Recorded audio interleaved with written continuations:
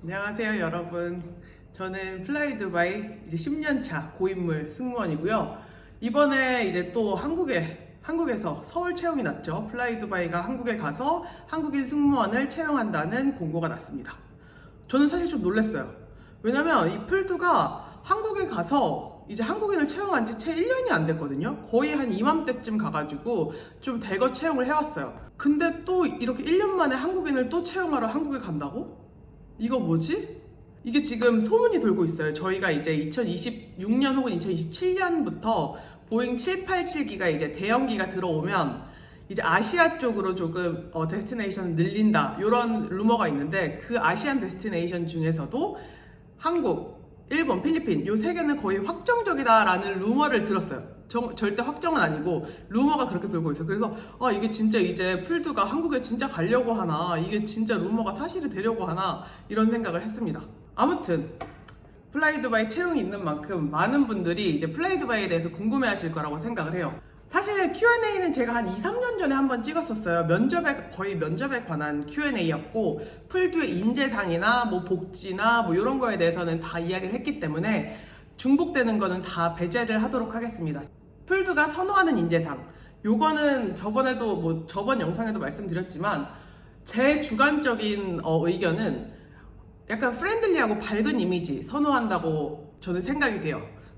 절대 이게 절대적인 그 정답은 아니에요. 왜냐면 제가 뭐 채용팀도 아니고 아무것도 아니기 때문에, 저 일개 크루이기 때문에 저랑 같이 일하는 크루들을 봤을 때 대부분 그냥 처음 만났어도 아이스 브레이킹도 잘하고 처음 만난 사람과도 다 막 거리낌 없이 이야기할 수 있는 그런 크루들이 저희 회사에는 좀 많거든요.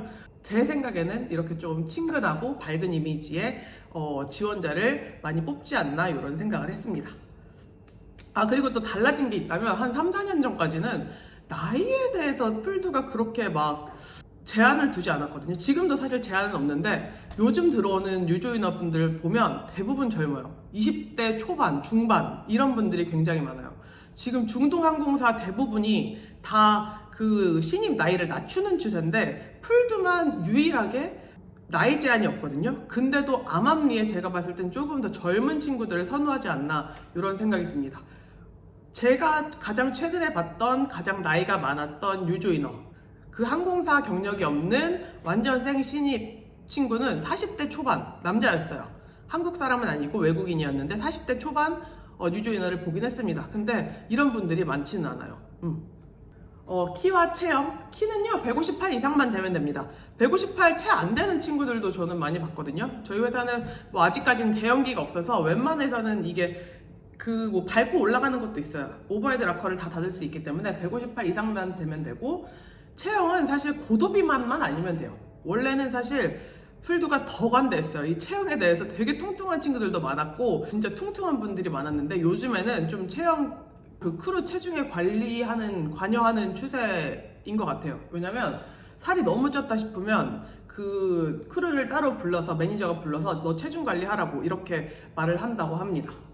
그렇지만 한국인 기준 통통은 여기 오면은 뼈 말라요. 저 같은 경우에도 지금 제 키가 171에 지금은 저 임신 휴직을 해가지고 좀 살이 쪘습니다. 하지만 비행할 때는 171에 57, 58 왔다 갔다 했는데 이 정도면 진짜 너는 해골 바가지 아니냐며.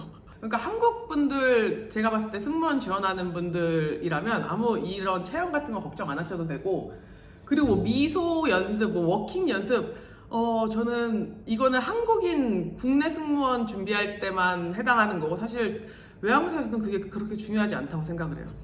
저 완전 팔자걸음이거든요. 저 워킹 연습 하나도 안 했고, 뭐 웃는 거, 미소 연습 한 번도 해본 적 없어요. 원래 잘 웃긴 하지만. 근데도 뭐 잘 붙었고, 미소 연습, 뭐 워킹 연습 이런 거 하실 시간에 그냥 영어 연습을 더 열심히 하시는 것을 추천드립니다. 그리고 영어는 좀 편하게 할 줄 알아야 돼요. 엄청 유창하게 하진 않아도 되지만 생활 영어를 편하게 할 줄 아는 수준은 돼야 된다고 저는 생각합니다. 왜냐면 일단 저희가 마지막 이제 파이널 면접이 2대1 면접이에요. 면접관이 2명이고 나 혼자 들어가서 내 얘기를 줄줄줄줄줄 풀어내야 되는 뭐 그런 면접이라서 이게 막 달달 외운다고 될 게 아닌 것 같아요. 만에 하나 달달 외워서 최종 합격이 됐다. 한다 해도 비행할 때 영어를 못하거나 또 못 알아듣는 눈치면은요 좀 크루들이 좀 무시하는 경향이 있어요. 쟤는 영어를 잘 못 알아들어, 잘 못해, 이런 경향이 있습니다. 특히나 저희 회사 같은 경우에는 긴 비행 같은 경우에 이제 서비스가 끝나면 거의 다 갤리에서 이제 3, 4, 5 모여서 떠드는 분위기거든요. 그런데 이 시간에 영어를 못해서 내가 이 대화에 끼지 못하면 굉장히 곤혹스러워요. 대형 기종 같은 경우에는 어디 숨을 데가 많잖아요. 여기 크루들이랑 좀 안 맞으면 저기 갤리 가면 되고 또 요 갤리에 또 안 맞으면 또 저 갤리에 가면 되는데 저희는 갤리가 앞에 하나 뒤에 하나 딱 2개예요. 그래서 어디 숨을 데가 없어. 그래서 무조건 약간 좀 그 대화에 참여를 해야 되는데 어쩔 때 이럴 때 있잖아요. 나 그냥 오늘은 좀 혼자 있고 싶은 날, 아무하고도 말하고 싶지 않은 날, 그런 날이 있어서 그냥 혼자 앉아 있으면 꼭 와서 말 걸어요. 너 괜찮아? 무슨 일 있어? 너 혹시 뭐 집에 무슨 일 있는 거야? 그래서 어디 아파? 꼭 이렇게 와가지고 말을 걸어요. 혼자 절대 가만히 안 놔둡니다. 그렇기 때문에 영어를 못하면 비행하는 동안에도 조금 힘들 수 있어요. 되게 외로울 거야. 그리고 좀 약간 무시당한다는 그런 느낌을 들 수도 있어서 그래서 저는 영어는 좀 중요한 부분이라고 생각해요. 자, 그루밍도 저희 회사 그루밍 궁금하시죠? 일단요 타투는요 안 됩니다. 근데 유니폼에 가려진 거는 상관없어요. 뭐 이런 데 타투가 있다거나 아니면 뭐 요런 데 타투가 있다, 여기는 좀 위험할 수 있다. 저희 회사 유니폼이 약간 좀 블러서 여기까지 이렇게 파이는 거라서 위험할 수 있고, 아예 안 보이는 몸통이라면 상관없는데 요런 데 나오는 거 절대 안 됩니다. 나중에 뭐 메이크업으로 가려? 그것도 안 돼요. 만약에 잘 가려서 합격을 했다 해도 트레이닝 중에 걸리면 트레이닝 바로 끝내버리고 그냥 바로 집으로 보내버려요. 그리고 교정은요 세라믹으로 된 투명 그 철길은 가능. 그리고 이 안쪽에다 넣어서 이렇게 안 보이는 그런 교정은 가능한데 바깥에 이렇게 보이는 철길 있잖아요. 그건 안 됩니다. 그리고 헤어 같은 경우에 뭐 물론 이렇게 쪼매는 거 당연히 되고요. 그리고 쇼컷도 가능하고 단발도 가능합니다. 염색도 가능한데 단 너무 튀는 건 안 돼요. 예를 들어 아시안이 블론드 염색은 안 됩니다. 왜냐면 너무 이게 안 맞는다 이거지. 그래서 저희 뭐 아시안 같은 경우에는 뭐 갈색, 밝은 갈색 정도는 가능하지만 빨간색, 분홍색 뭐 이렇게 이런 거 안 되고, 또 브릿지 넣는 거 있잖아요. 그런 거 안 돼요. 처음에 이제 합격하고 트레이닝 가기 전에 메일이 올 건데 그때는 그냥 내 머리 색깔로 염색을 하고 오라고 할 거예요. 뿌리가 나오면 또 트레이닝 기간엔 뭐라 하거든요. 트레이닝 기간엔 아예 그냥 내 머리 색깔로 딱 맞춰가지고 오는 것을 추천드려요. 그리고 메이크업 같은 경우에는 메이크업에 필수, 맨데토리가 있어요. 파운데이션, 블러셔, 립스틱, 마스카라, 매니큐어 이렇게는 꼭 해야 돼요. 그리고 립스틱이랑 매니큐어 같은 경우에는 완전 막 핑크 이런 거 안 되고요. 누드톤으로 해야 됩니다. 약간 색깔이 요런 거 있잖아요. 요거는 약간 좀 핑크빛 또는 누드인데 요런 거 딱이에요. 요런 거 준비해 오시면 되고, 빨간 립스틱 저희는 안 됩니다. 빨간 매니큐어도 아니고요. 매니큐어도 투명 혹은 누드톤 가능해요.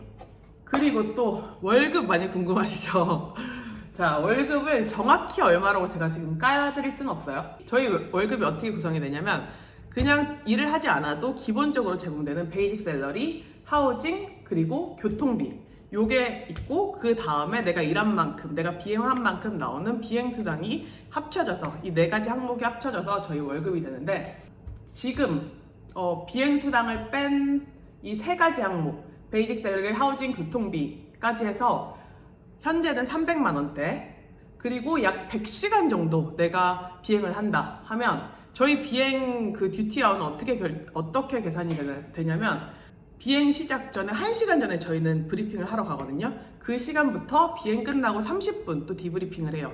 그 시간까지 다 합쳐져서 듀티 아워가 책정이 되고 그 듀티 아워로 저희는 월급을 받습니다. 이게 풀드의 가장 좋은 점 중 하나예요.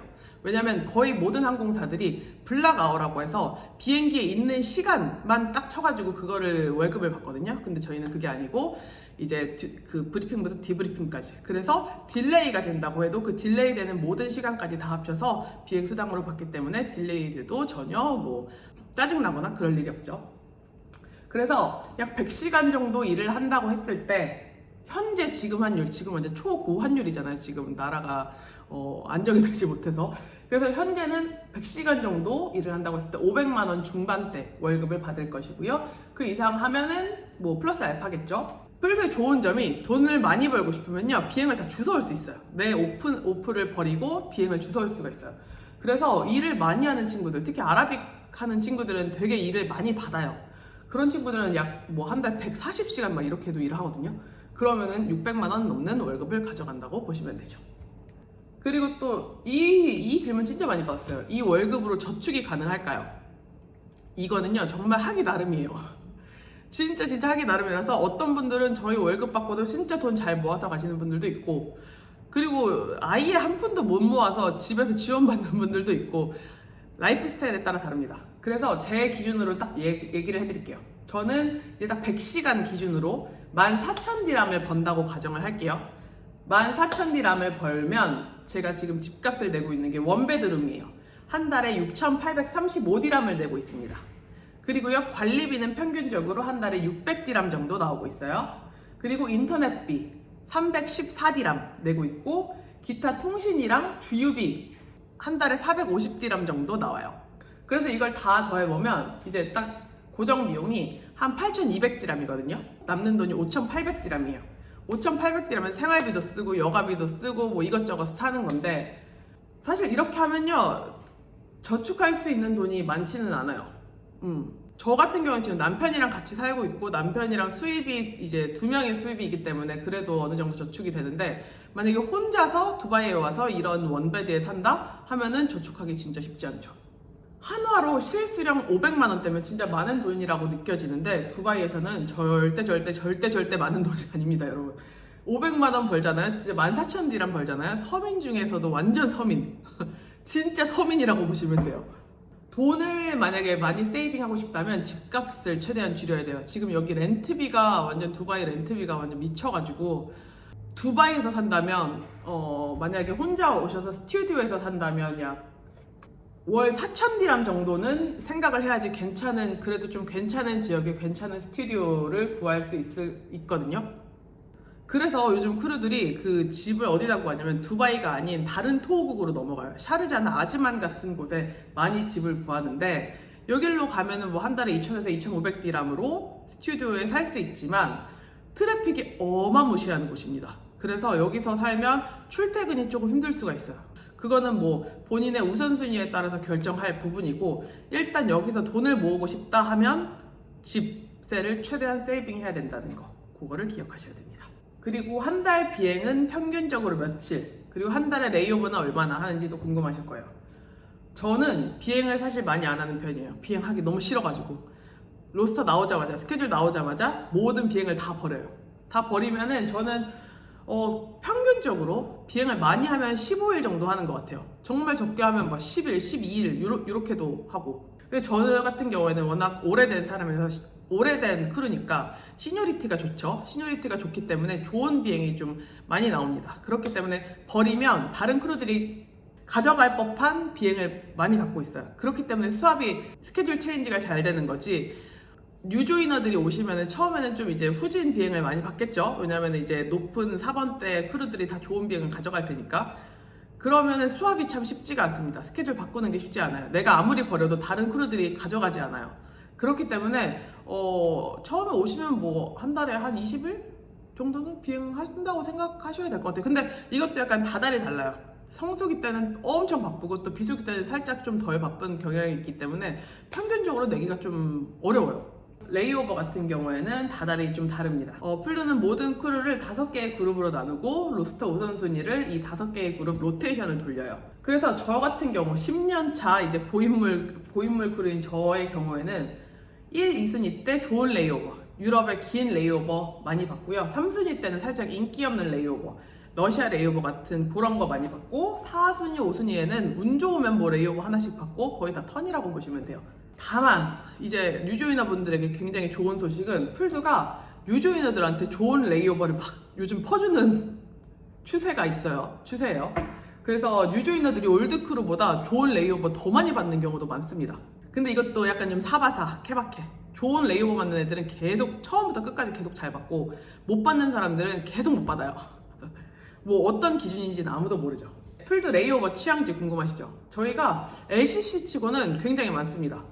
되게 많은데 이걸 다 언급하기는 좀 힘들고 한국인이 좋아할 만한 레이오버 취향지만 몇 가지 말씀드리면 이탈리아에는 밀라노, 카타니아, 나폴리, 사르데니아, 피사 5개 취향지, 오스트리아 짤츠부르크, 슬로베니아 류블리아나, 헝가리 부다페스트, 체코의 프라하, 폴란드의 바르샤바, 크라쿠프, 포즈난, 스위스의 바젤, 태국 파타야 끄라비, 말레이시아 페낭, 그리고 터키 이스탄불. 여기에 시즈널 여름에만 가는 뭐 그런 레이오버 데스티네이션도 포함되어 있는데, 네, 저희는 유럽 이제 취향지도 굉장히 많아졌고 레이오버 취향지 좋은 데도 많아졌습니다. 이 외에도요, 뭐 보스니아, 벨라루스, 루마니아, 세르비아, 뭐 아프리카, 스리랑카, 네팔 이런 데도 레이오버를 가긴 하는데 한국 분들이 많이 궁금해하지 않을 것 같아서 이거는 언급을 하지 않을게요. 그리고 일의 강도.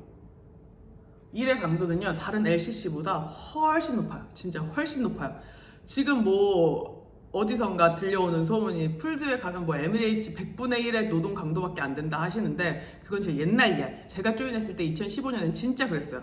왜냐면 그때는 서비스가요, BOB 카트라고 해서 바이온보드 기내 그 유료 간식 서비스밖에 없었어요. 그래서 딱 한 번 카트 한 번 밀고 나면 끝이었어. 다른 서비스 아예 없었어요. 그리고 손님들 특히나 뭐 인도, 스리랑카, 네팔 뭐 이런 데 가면 손님들이 아예 안 써먹기 때문에 진짜 5분 만에 서비스 끝나고 계속 뒤에서 놀았어요. 근데 지금은요, 풀드가 이제 한 2, 3년 전부터 에미레이츠랑 코드쉐어 하면서 거의 풀 서비스로 서비스의 방향을 바꾸고 있어요. 그리고 또 2026년, 2027년에 이제 말씀드렸죠. 보잉 787기, 대형기를 들어올 예정이라서 그에 대비해서 서비스를 계속 늘리고 있어요. 지금 서비스 플로우 대충 얘기하자면 비옵이라고 하는 그 간식 유상 판매 서비스, 그리고 프리페이드 밀, 요거는 미리 티켓 살 때 주문한 승객들한테 나가는 밀 서비스인데 거의 다 주문해요. 그래서 승객 거의 대부분이 먹는다고 보면 되고, 그 다음에 클리어런스 다 이제 치워주는 거, 그 다음에 티커피 무료 서비스, 그 다음에 또 클리어런스, 이게 있습니다. 5번을 지금 카트를 끌고 나가야 되는 거예요. 그리고 그 사이사이에 또 콜벨이 계속 울리죠. 그럼 그 콜벨도 응대를 해야 돼요. 그래서 약 3시간 정도 비행, 편도 3시간 정도 비행이라고 보면 실시간이 거의 없다고 보시면 됩니다. 그래서 여기 뭐 풀드는 몸이 엄청 편할 것이다 이렇게 생각하고 오시면 오산입니다. 진짜 이제는 거의 풀 서비스에 맞먹는 그런 노동 강도예요. 물론 에미레이츠나 뭐 카타르 같이 완전 그 풀 서비스 대형 항공사에서 이제 일하다가 오신 전직분들은 그래도 여기가 아직은 꿀이라고 하는데 모르겠어요. 저는 옛날에 그 서비스 한 번 나가던 그때가 아직도 너무 생생해가지고 지금 이거는 막 이제 3시간, 4시간짜리 풀로드 비행 보면 숨이 턱턱 막혀요. 그리고 또 연차에 따라서 월급이 오르는지 아닙니다. 10년 일한 저랑 어제 조인해서 이제 어제 비행 시작한 유조인어랑 같은 월급을 받습니다. 진급이 쉽나요? 아니요. 이것도 어렵습니다. 저희 회사는 포지션이 크루 포지션이 2개밖에 없어요. 주니어 크루, 시니어 크루. 저는 아직도 주니어 크루예요. 10년째 주니어 크루. 이게 근데 풀드는 시니어리티별로 진급을 이제 차곡차곡 시켜주는 게 아니고 지원을 해서 뽑혀야만 진급할 수 있는 기회가 주어지는데 이 뽑히는 게 진짜 쉽지 않아요. 진짜 어려워요. 그리고 또 진급하고자 하는 이제 오래된 크루들은 엄청 많은데 또 시니어 포지션은 한정적이다 보니까 진급은 정말 어려운 항공사라고 보시면 돼요. 또 루머는 이제 보잉 787기 대형기가 들어오면 지금보다 포지션이 좀 다양하게 생길 거라서 진급이 조금은 수월해질 거라고는 하는데 지금 787 도입도 계속 연기되고 있는 상황이라서 이것도 지켜봐야 될 부분인 것 같습니다. 그리고 다음 질문. 풀드 승무원이 되면 다른 항공사 비즈니스석도 할인 티켓 사용 가능하나요? 이것도 또 어디선가 또 누군가 이상한 소문을 내고 있어요. 뭐 풀드 승무원이 되면 다른 항공사 1등석까지 할인 항공권을 쓸 수 있다. 절대 아니고요. 이코노미만 사용할 수 있습니다. 이코노미만 할인 티켓 구매가 가능해요. 특히 뭐 풀드 저희 회사 것도 심지어 저희 비즈니스석 못 사요. 할인 티켓으로. 되게 불공평하죠. 왜냐면 다른 항공사 에티하드 같은 경우에는 에티하드 크루가 저희 회사 비즈니스석을 살 수 있거든요. 그 할인 티켓으로. 근데 저희는 저희 회사 비행기조차도 비즈니스석을 끊지 못해요. 할인 티켓으로. 이 모든 항공사 이코노미만 할인 티켓이 가능합니다. 그리고 90% 할인 티켓은요, 직계가족, 그리고 형제까지 가능해요. 근데 형제는 직계가족보다 조금 제한된 항공사만 이용이 가능하고, 그리고 지인에게 줄 수 있는 50% 할인 티켓은 15명까지 등록이 가능합니다. 그리고 보험. 여기는 보험이 되게 중요해요. 회사에서 해주는 보험이 되게 중요한데, 풀드 보험 괜찮은 편이에요. 두바이의 웬만한 좋은 병원은 거의 네트워크 돼 있어서 병원에 가도 크게 부담이 없고, 특히나 임신 관련, 저는 지금 매터니티 임신을 해가지고 그 출산 육아휴직을 받았는데, 매터니티 같은 경우에는 100% 커버라 저는 여기서 병원 갈 때 돈을 하나도 안 냅니다. 출산까지 돈을 하나도 안 내도 돼요. 이거 굉장히 좋은 거고, 그리고 한국에서 병원 가는 것도 나중에 이제 실비 청구 가능하고요. 한국인 기장님 한 분 계시는 걸로 아는데 아직까지 계시는지 모르겠어요. 저는 한 번도 만난 적이 없어요. 전신 사진 준비는 그냥 깔끔한 정장 입고 그냥 정자세로 찍으시면 돼요. 요렇게 요 정도고, 이제 제 총평. 그래서 총평은 저희 회사는 크루들 간의 분위기 되게 좋고요. 프렌들리하고 이지고잉한 항공사예요. 분명히 좋은 회사예요. 일할 때 스트레스 거의 없다고 보시면 되고요. 유조인원 기준 월급도 솔직히 나쁜 편은 아니에요. 그래서 저는 30대 이상 분들에게는 저희 회사 완전 추천드려요. 특히나 또 가족이 있는 분들은 왕 추천. 왜냐면 30대 이상 되면요, 제가 느꼈어요. 저도 20대 중반에 입사를 해서 지금 이제 30대 중반인데, 딱 30대 중반 되고 나니까 체력이 그전 같지 않더라고요. 원래는 막 밤 비행 가기 전에 친구들이랑 막 놀고, 그리고 한숨도 안 자고 밤 비행 가서 텀 비행 하고 와도 괜찮던 사람이었는데, 이제는 뭐 잠 푹 자고 밤 비행을 갔다가 오면은 완전 기절, 좀비가 돼버려요. 그래서 이제 막 그 엄청 막 14시간, 15시간짜리 비행은 저는 못 할 것 같아요.